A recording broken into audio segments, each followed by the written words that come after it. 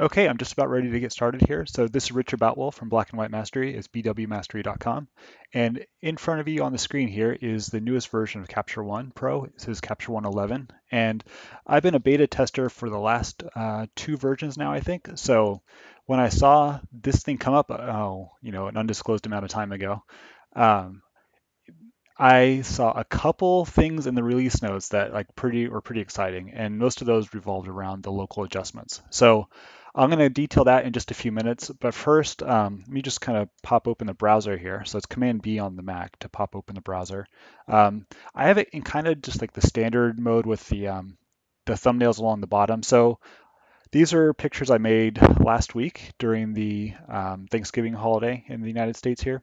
So these are all from Great Falls, from the Maryland side of the park there. So this is a little more varied. You have some overlooks of a few of these waterfalls on this Olmsted Island. Um, and there's like the big falls area there. So the one I want to start working with is maybe, and these are all here with no adjustments. So let me just make sure, I know this is, okay, double checking my levels here, making sure everyone can hear me. Um, so going through, the nice thing about, or one of the nice things about this new version is it does feel a little snappier. Happens a little, jumping through happens a little more quickly. The the rendering of these previews as you go from one to another and like as you're zooming in or applying adjustments does seem a little bit faster also. So it's some of the people do complain about Capture One being a little slow in some regards. It is a noticeable improvement with this new version. So yeah, why don't we start with this one? So this is done with just let me go to the white balance setting here. The standard left it as daylight as shot. So what I discovered with these few pictures here is the shade setting works for the most part kind of okay. I'm going to increase the tint slightly towards the magenta side there, so maybe +4 or 5. Um, so if you're just joining us, I see a few more people signing on here. I'm just going through a few of these quick adjustments to some of these pictures, and then I'm going to jump into some of the nice new features of the um, the local adjustments in this new version of Capture One. But I just want to get to a good starting point here, get the color a little closer. Maybe we'll cool that down just a bit and a little more toward, yeah, this seems good right around there. I'm just hitting Shift and the up and down arrows and Tab on the keyboard to move through this white balance setting. And while we're here, I'll just hit black and white adjustment and maybe just kind of see and drop some of these blues. Yeah, you can hopefully through the YouTube you can see like in the past as you slid these things around here, it would take it would take a few seconds to catch up even. I'm on a Mac Pro here with a fairly decent amount of RAM in it, um, and a pretty good video card. I upgraded the video card, so these things do move a little quicker now. The previews on the screen. I know these are kind of subtle adjustments in the black and white setting, so you might not be able to see it as easily over the stream here. But I'll do my kind of standard, increase the reds and yellows slightly, and then decrease some of the blues. So there's before and after. Is not much of adjustment there. Let me jump back to the exposure tab here and increase the contrast, maybe increase the highlight recovery so I can get a little more of the detail from this waterfall here. Increase the shadow recovery just a bit to open up those darker midtones. It's like 0.6, 7 points here, not so much. Then just slide over and increase the clarity just a touch. And I will zoom in just a bit here so you hopefully see this a little better. Oh, you know what? I know I can hit Command B again, and that will get rid of um, the browser. So pretty sharp. This is a A7R2 with the 24-70 super zoom, whatever they call it. I don't, this is kind of the fun thing. I don't keep up with the cameras and the lenses and all that stuff as much as some people. So when I rented this, I just picked something that I knew would be kind of versatile without renting like 7 lenses. Um, and still look pretty sharp. So it does. I know through a couple previous exports that this actually sharpen up when you get to the TIFF stage. So for here, for now, let me do some of let me actually back up to turn off the black and white adjustment for a moment. Going to the noise reduction. So before I mess with the noise reduction, let me go to the metadata. And it's a 1/6 of a second at ISO 100. So, not much grain or noise in this at all. So from there, we can back to the noise reduction and turn that way down and then increase the details. I'm just waiting for this to catch up a little bit. I did have a minute of panic about 10 minutes ago when my computer said I only had one of the RAM chips installed. So there was a lot of like tearing it apart, blowing dust out. And it seemed to work just fine when I started back up. So I was a few minutes late here. So you can hopefully see through this. Not much noise. Increase that detail slider quite a bit. And then I'm working with these advanced sharpening techniques. So I'll even decrease the sharpness just slightly here. Like, oops, not that much. Maybe 160, 150. And increase the halo separation or halo suppression just because of how the light's coming over that edge there where they have really big contrast. We want to just lessen some of those halos. You zoom back down to screen size. And you know what? There's that little splash right there in the middle. I'm not liking that so much. So let me see. I'm just going to use the arrow keys, hopefully.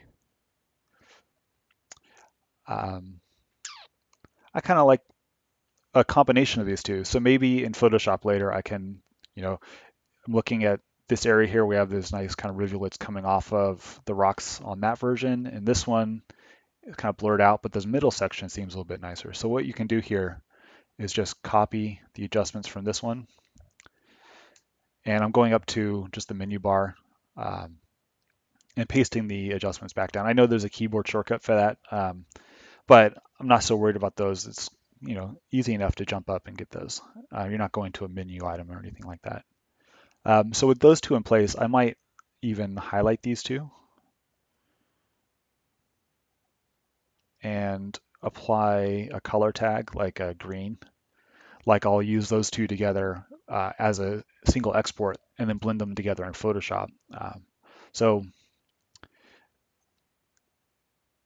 to select off of it to get back to it. So let me hide the browser again. Just work with this one.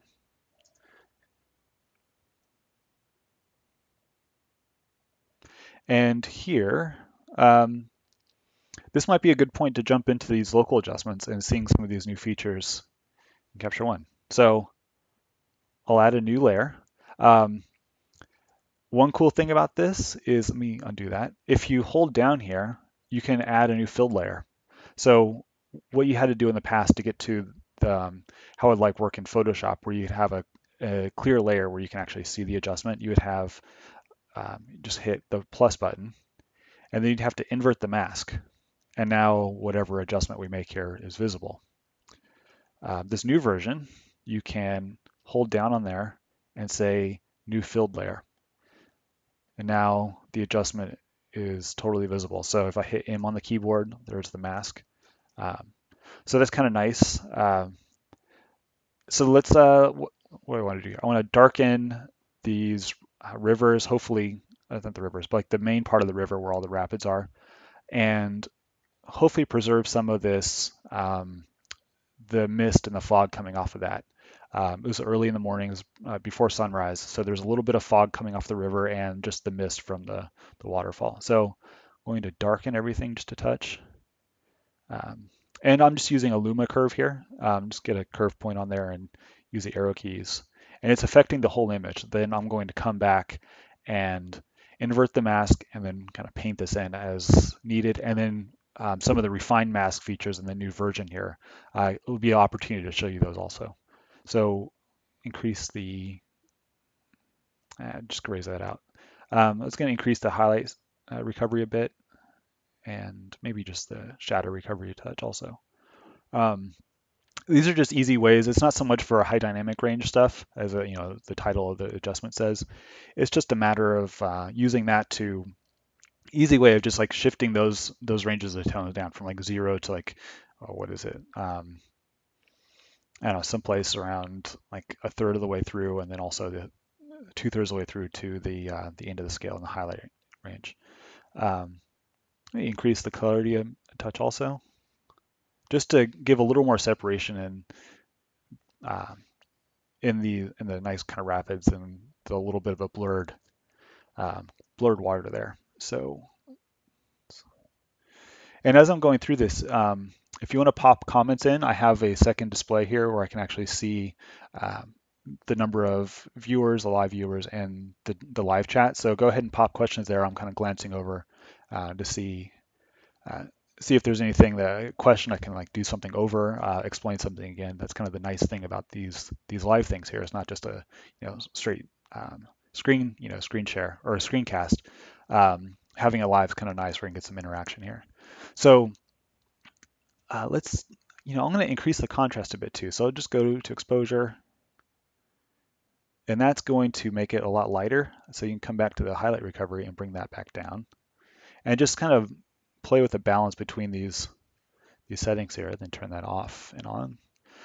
So I'm ready to start painting in this adjustment.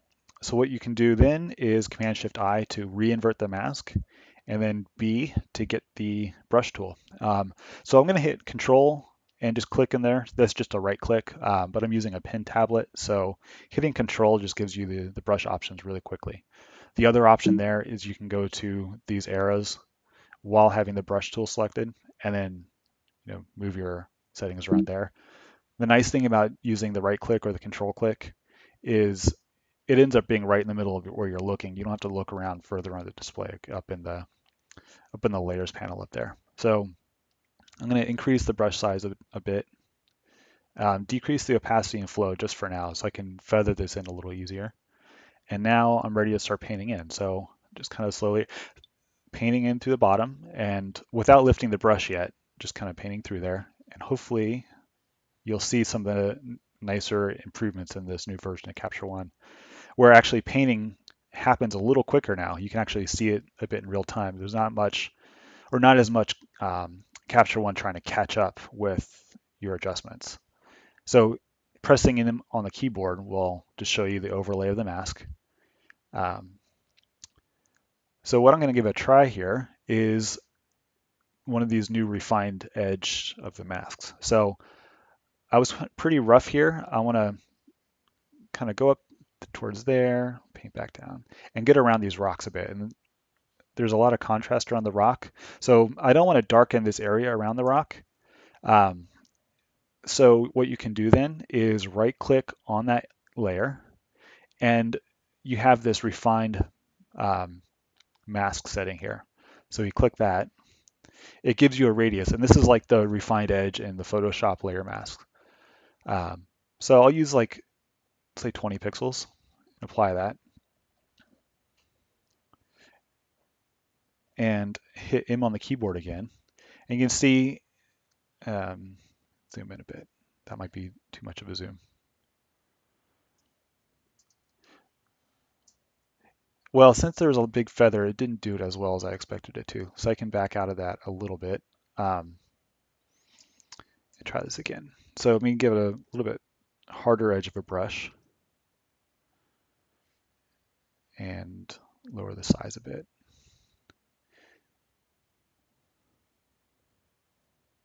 And I'll paint just around a little better. And then I'll choose E on the keyboard for the eraser and do something similar.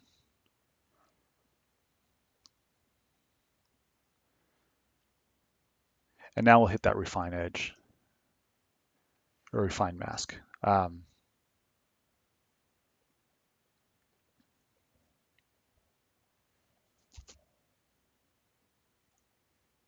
And so here is one of the nicest things. This is what kind of got excited about when this new version of Capture One came out. Is this if you hold down Option M, you actually get a grayscale mask, similar to what you would see in Photoshop. And this kind of it's is a little easier to explain what the masking is doing.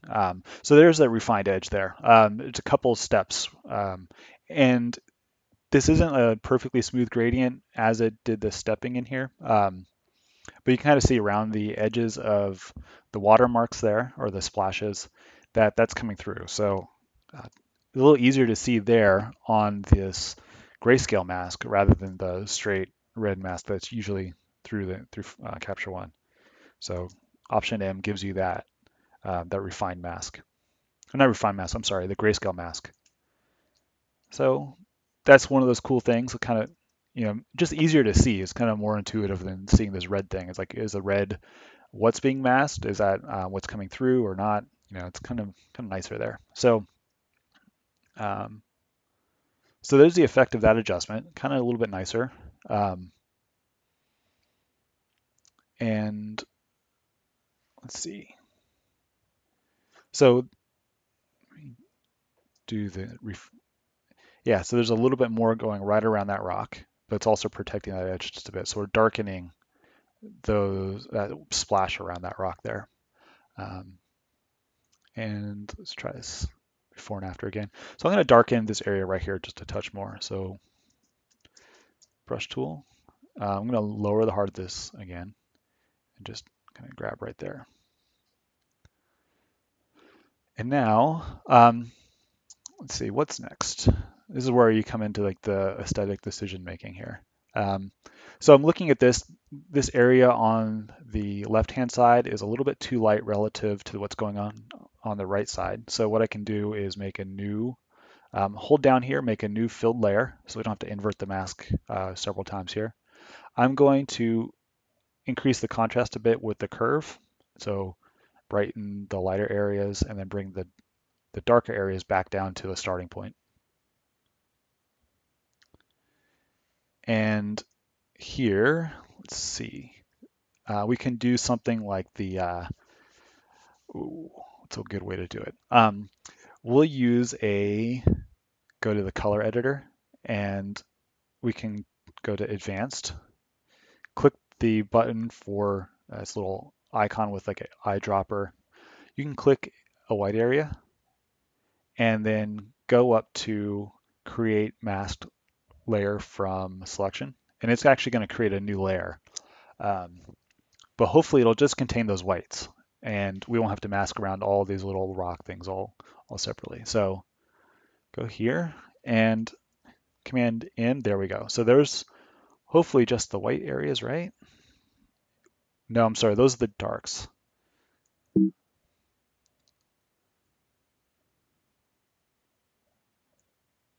Yeah, so then you invert the mask.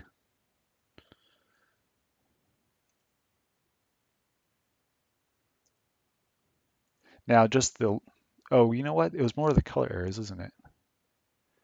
I wanted just the whites. Oh, this, for the most part, just the whites. Then what you need to do here is go to layer 2 with our contrast increase, right click and copy mask from layer 3. And then we'll delete layer 3. So when we do this, now just the highlights are having that adjustment applied to it. And that's similar to like a luminosity mask in Photoshop. Not as, it's not as controllable as it is in Photoshop, but this gets you somewhat closer. So this is a way to do some of those exposure blending things in the raw editor. So what I'll do from there is just erase all the areas I didn't want to select, like down in here.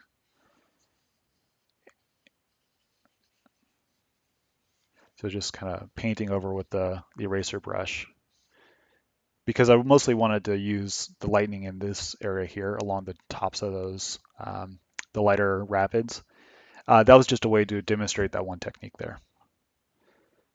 So I might go over that again in a moment with the darks.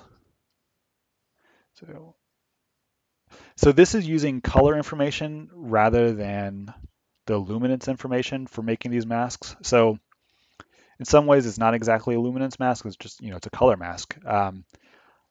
And those are a little harder to control on on such kind of low color contrast images, low saturation. But it can be helpful, like, picking up just these highlight areas without having to, paint in each little strand of water or whatever. Um, so let me turn that off and turn that layer off and on again. So this is another one of those cool things in the new version of Capture One. So this area in here is like just slightly too light now. So what you can do is, if you look at the layers panel in the top left, you have the opacity slider, and that's the opacity of that adjustment. So of that layer, whatever layer is highlighted in orange.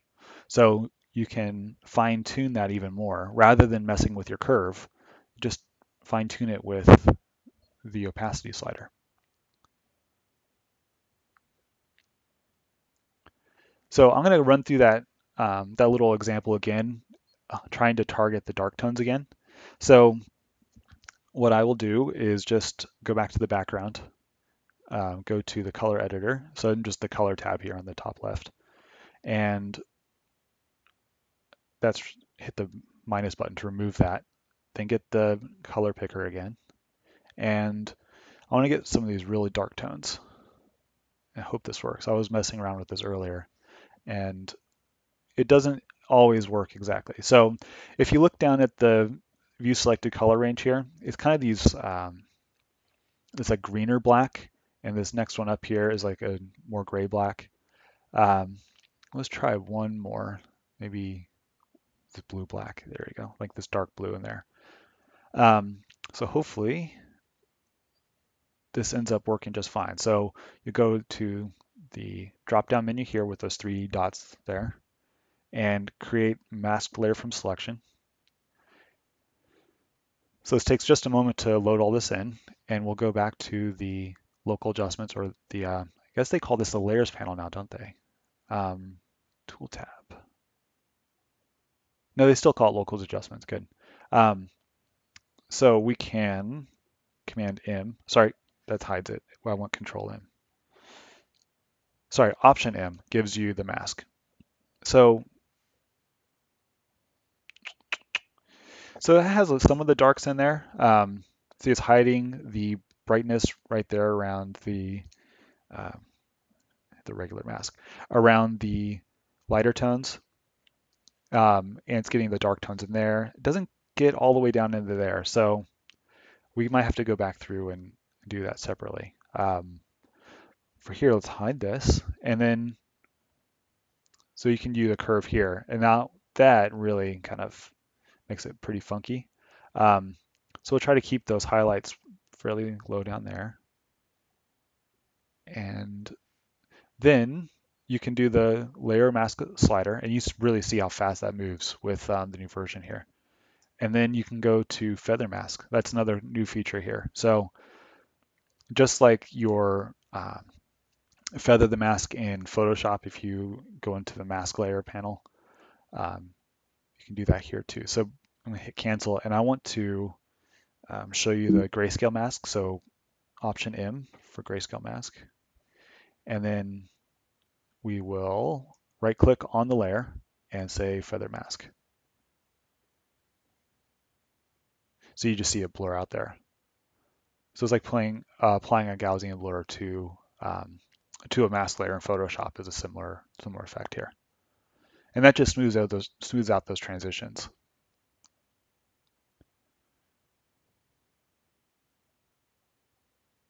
So one thing I'm trying to see if it works well here is doing local sharpening um, to separate the tonal value. So doing a sharpening setting for these darker tones and a sharpening setting for the lighter tones, and then using that the blurred edge there to feather those in. So Option M to get rid of that, and then we can see it kind of makes it a little gray. It doesn't really have the effect I expected. Why don't we kill off that curve and use the shadow recovery to open up the shadows a bit more. So since it missed this deepest shadow here, it's really grabbing those blues, but it's almost like having an effect of increasing the appearance of that haze and mist in there.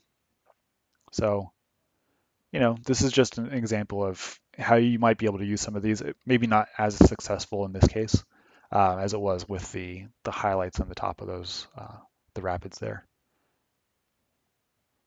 So I'm still just kind of looking around the image, like seeing how that adjustment plays off other things going on in the picture. So it's just like take a moment to reevaluate kind of where you are with the picture. Um, Sometimes what I like to do is hold down the Option key and you have your undo arrow here, and just hold down the Option key while clicking on that undo arrow and just seeing kind of the effect of the adjustments you've made so far. And now I think the whole thing is a little too light on the whole left side here. So I'll just do another layer here. This is kind of habit. I need to create a new habit here of making a new layer and then automatically inverting the mask. So I'll just undo that. Right click or control click on that plus and do new filled layer. And here I will grab a curve point and just darken everything. Maybe bring a dark point closer up to the starting point of the curve, that is straight line there, because I'm going to do a gradient. So hit G on the keyboard for gradient and then smooth that over. So here's where this new opacity really comes in handy. So with Photoshop, you can, if I can't zoom out here because Capture One doesn't let you zoom any further past the screen size does it now. So you get the gradient tool. You can't start off of the image area to move your gradient through. It's like having a lower opacity starting point. So what you can do is start right on the edge, drag 3/4 of the way through the image, kind of wherever you want to stop. Now the adjustment, if we look at the mask here, most of the adjustment is right here and then starts to feather in. You can take that opacity slider and drop that. So now you have less of the gradient through this one area here, maybe even 50% of the adjustment. And now if we hit the Option M, that's what the gradient looks like. But it doesn't show you like this says a 50% gray. It's still showing you 100% of the mask, but only 50% of the adjustment.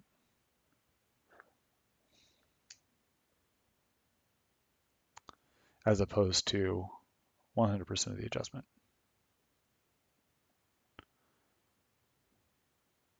So someplace between 40 and 50%. And now what I'm going to do, so I did all this kind of local adjustment here. I'm going to copy all of that and hit the browser again and apply that to the image, this next image. So we've got all those local adjustments because I want to apply these, stack these up on top of each other in Photoshop. So I'll just apply those to this image. And that'll apply all of the layers and all the masking at the same time. So if I I'm holding down Option while I'm clicking on the undo button, or holding down in this case on the undo button to see the before and after. In this case, let's see. This one, it does need to be a little bit lighter in this lower corner. So I'm going to try to get a better starting point for when I get into Photoshop. I'm just clicking back and forth to compare these two. Yeah, so in this version, the mist is a lot better in the top compared to the second capture here. The second capture has better rivulets down on here, but less good right in the center. So I know I was going to hopefully just do Capture One today, but we might want to pop into Photoshop just to continue this a little bit. I'm going to try to keep today's session to like 45 minutes to an hour. So let's see. Yeah, I'm just comparing still. All right, let's do a black and white conversion here. So enable black and white, and hopefully this one will save the, yeah, good. So when I copy the adjustment over, even though it was deselected and not enabled, it still applied all the settings from one to another. Now this looks pretty low contrast, but I'm not going to worry about that so much because I want to use luminosity masks further on to really refine the tonal values here. So I'm still kind of looking in the background to see if that looks all right. So yeah, why don't we export these? And I'll show you how so select both of them, go to your process recipes. And I have this set up already as a TIFF grayscale and all the naming formats and all that stuff. Choose a destination. Let's choose that specifically. So I have my Capture One export, and I'm just going to set it as the export folder. This is kind of a personal way of working, and I just like having all the raw TIFFs or unprocessed TIFFs and all the final ones in one spot, and I just look through those in Bridge when I'm actually going to print. So those are ready. I'm not doing any scaling in this point. And this does say file size is 226 megabytes. That's because it's looking at the RGB version, not the grayscale. So that'll be a lot less when we actually process this. I do not have it set to open. Yeah, there's no open with here. If you're exporting a lot of pictures here, it might just totally load up your Photoshop with all the processed versions and kind of kill up your RAM there. So while that's going, we can take a look at a few of the other things here. So just a couple pictures of the rivulets here.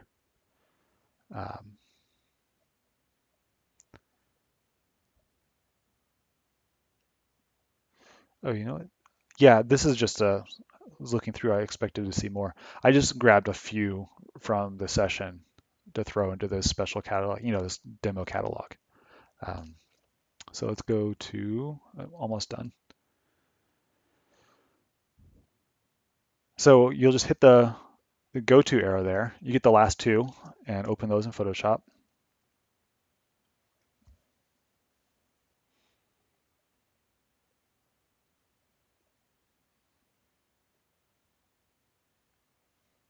And here is where I will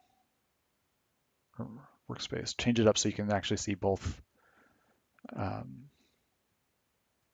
everything on one display here. So we have the layers here, and I'll use this darker one here as the background, and this lighter one, when I say lighter, I mean with the better fog in the top or the mist in the top.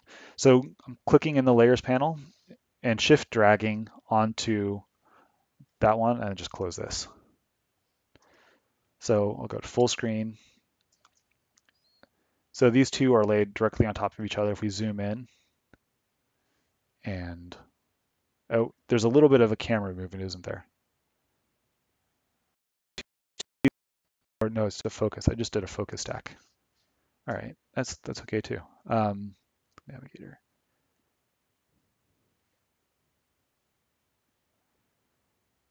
So this lower one is a little bit better and sharper in the bottom. So we'll just see how this plans out here.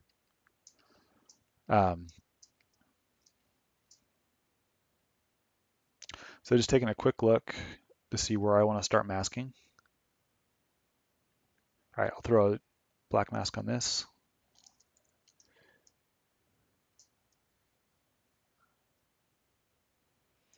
And before I do anything else, I'm going to increase the contrast just a bit. The scrubby icon, and grab a dark tone and just bump up the contrast. For whatever reason, the contrast in Capture One always looks a little bit low. And when you get into Photoshop, you can really see what those tonal values are. All right, so I will go to Channels View, load it as a selection, come back here and hide the selection and get a brush tool. And we're going to paint with white. So I paint through here. Hopefully get rid of that guy. And this might, be a bad example. In this case, I might want to take my a little extra time on here. To smooth that out. But let's see. Yeah, in this case, you might want to. It's like the rock here is a little bit better hidden, so leave it like that. And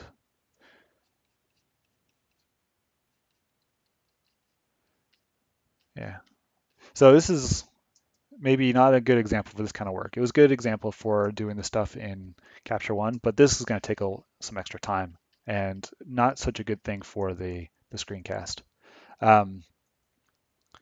Okay, that's the better version there. So since I'm painting with the whites, or sorry, not painting with the whites, but in the luminosity mask, painting into the lighter tones, we would actually want to be painting into the darker tones. So I'm painting over some of this darker stuff from this lower layer because it's this upper layer here without the mist is not as apparent. So hide that again, hide those ants. So now I'm allowing some of that mist to come through by painting into to what were those darker tones from this one. And in full screen, I know this jumps around a bit, so I'm trying to get it so it's in full view the whole time. So I'm painting, like essentially painting through the darks to allow some of that mist to come back through from this overlying layer here. You can see that starting to come through now. Let's see, turn that off. You know what? Let me just hit invert the mask again and get a gradient and really bring this through.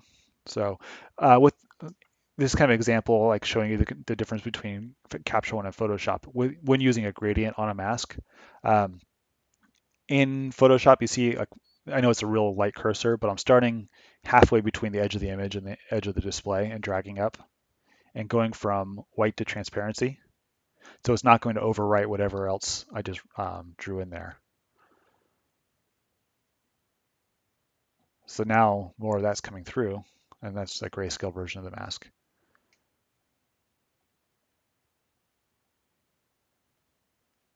To paint that in a little bit more. So from there, we can actually hide that mask, deselect, and go to the channels, load those highlights as a selection with the lighter tones, re-enable that mask there. So that was just a shift on the keyboard to disable and then re-enable the mask, hide the marching ants, and then paint into here. So now we're painting with what was in this image rather than what was the one below. And get some of those rivulets maybe.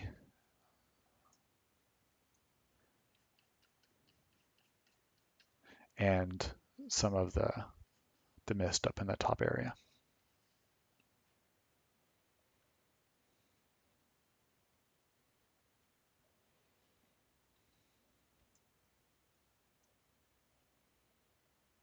Yeah, something like that. Now this area down in this lower corner is like lacking contrast, and mostly because we blurred two images together there. So maybe instead of doing a normal, we can go to lighten. So just the things that are lighter are coming through now.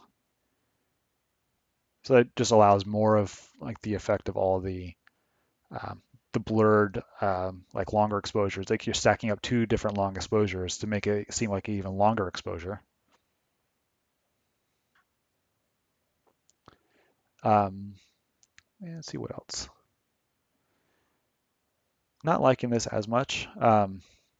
Deselect, maybe increase the contrast a bit more. I'm trying to get a little more separation in this lower left corner because it feels a little, not exactly dead, just like kind of a little boring because it's a little too blurred. I want to put some variation in there. So go to adjustments, make a new adjustment layer. Let me crank up that contrast, really get some separation there. And so this is kind of similar to how I just in Capture One did a new fill layer with the filled mask. So here it's got a clear mask, so I can just see the adjustment immediately. It really darken that up. So what I'll do here is invert this, so Command I to invert the mask, temporarily disable it, because I want to use this as the basis of my selection. Go to the channels, Command click in the icon there to load that as a selection, and re-enable the mask. I want to paint into those darker tones, so I will invert the selection, Command Shift I to invert the selection, and Command M to hide. Sorry, not Command M. That's a Command H to hide the ants. It's funny, like doing Capture One to Photoshop. M is mask, and trying to hide the mask, all that stuff. It's you gotta keep the program's what's that word? I can't even compartmentalize the the words here anymore. So get a brush, paint in those dark tones. So now we're just increasing that separation a bit there. So using that increased contrast for the basis of the mask, you can really get in there and separate the highlights from those darker tones. And then turn that off. You can really, all right, that's some nicer contrast in there, but it might be a little too extreme. So we can brush. I'm using a pretty opaque brush. Let's do like a 20 and 30. So 2 on the keyboard plus like Shift 4 to get 20 and 40%, and paint that in a little bit more. So now painting in so we're going to be seeing the darker tones start to come through a little bit more based on whatever that selection was. And you don't want to go up into the rocks too much because you'll start, getting way too dark there. I do want to touch just a bit right through there. Now this rock here is way too dark, so it's got some nice like kind of reflected light off of like the wet rock there. So I'll use that in just a moment to try to balance out with some of these rocks in the background here. So there we go. See how that just enlivened that little corner down there just a touch? Kind of not so boring. And it's subtle. I mean, it's not a huge tonal adjustment. It just, some of these things just right along those edges just reactivate that. I'm gonna go through and darken up just so we can get a little more of those striations there. And maybe along that edge. Trying not to get into those dark tones there because that's really where we're gonna see the adjustment. All right, so we can now deal with this rock in the corner here. So deselect and deselect. Make a new adjustment. So another curve adjustment. You see everything I do is a curve adjustment. Really lighten it just to see what's in there. Who cares what's going on with the rest of the picture? We're only kind of worried about what's in these rocks here. I'm going to zoom in a bit to really see.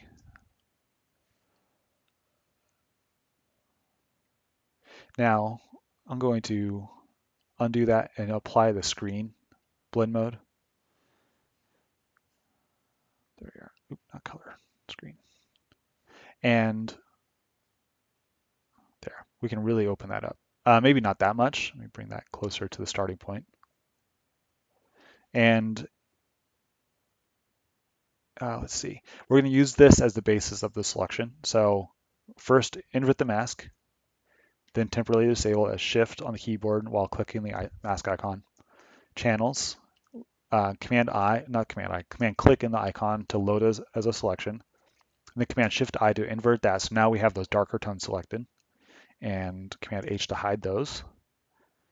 Go back here, and then Shift and click on the icon again to disable or re-enable the mask. Now if we zoom out, the brush tool. So with the screen mode, everything else was let me just turn that off a second. Everything else is so light that we're really not going to be able to paint, or not going to paint into the adjustment of any of these areas because we're painting into those dark tones. So re-enable, brush, and so I can go kind of pretty loose here because it's really only painting into those dark tones.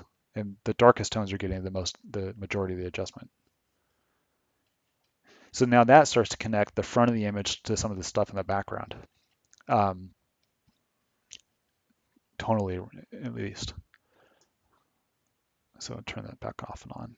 So we don't want to get any zoom in because I don't want to see any artifacts around this. And that's kind of the nice thing about doing it with this kind of mask is um, the risk of artifacts or like seeing the effect of the adjustment is lessened because you're using the actual tones in the image. So yeah, it kind of opens it up nicely. And let me just do a little bit more and just into this darkest tone here. Okay, we're about 45 minutes in now. So this might be about all I do for today. So there's the starting point and then the end point. What else can we do real quick before the time runs out? Let's see what else is going on with that screen layer. It's not much there. Maybe darken up some of these things on the top left, connect that top left to the bottom right. Not too much because you still want that effect of the atmospheric effect and that you're actually looking in further to the left. Like if we talk about the energy of the picture a little bit, obviously the waterfall is coming down from the top left and coming to like mid section on the right and then back down to the bottom left. So Western societies, we always kind of start at the top left and move left to right because we're like reading like a page. But also, we're also starting at the bottom of the picture, like in terms of how we look at things, starting at the bottom of the picture and then looking up because in terms of the picture plane, the bottommost edge is what's closest to us. And then so we read up from the bottom to top. So we're looking at the picture in like several different ways at once. And most people don't think about or talk about making or editing pictures in this way. And this is kind of what drives most of what I try to do in this editing phase. So thinking about the actual energy of the picture, like what's actually in the picture and how that is being affected by how we look at the picture. So if you have something on the right hand side here that's just way too strong, you might end up stopping at this top right corner because of the way we read left to right and then bottom from top. It's bottom from top, top to bottom. Those are kind of playing off of each other. So we end up someplace in the middle right here. So that's why you want, and this is not a rule, like no rule of thirds kind of thing here, but you want things active all over the picture rather than like this big dead area. And that's why I wanted to go in and lighten up this whole area and increase some of the contrast and separation of the water here because I wanted to keep it a little more active. So energy is going from top left down to the middle and down to the bottom left here. So this top right area is becoming a little dead. And because it's so dark here, it's not really relating to the other things in the picture. So what I might want to do here is make a new, deselect first, make a new adjustment. And I want just to increase the tonal separation in this top left or top right corner. So just drag the curve down a bit and with the black point to be pretty high still. This point there. So by turning the layer off and on, I'm looking at how these tones here, when the layer is turned on, relate to these tones on the left edge and the bottom right edge when the layer is turned off. So I'm kind of, as I'm clicking through this, looking at these two different places.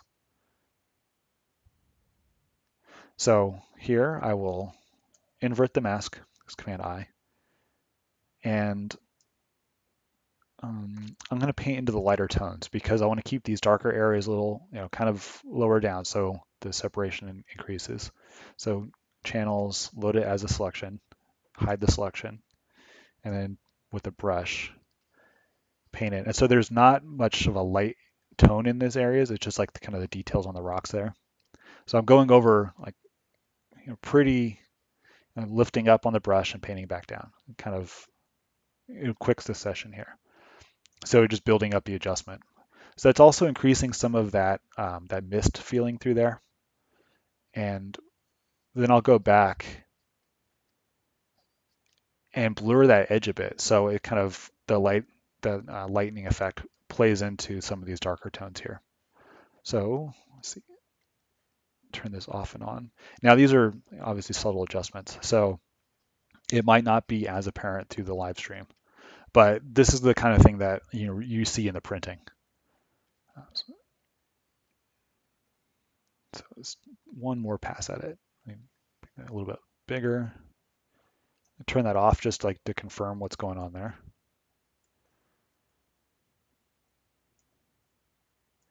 And I'm going to lighten just that area right there and right there. Not much, but there's just a little bit in there.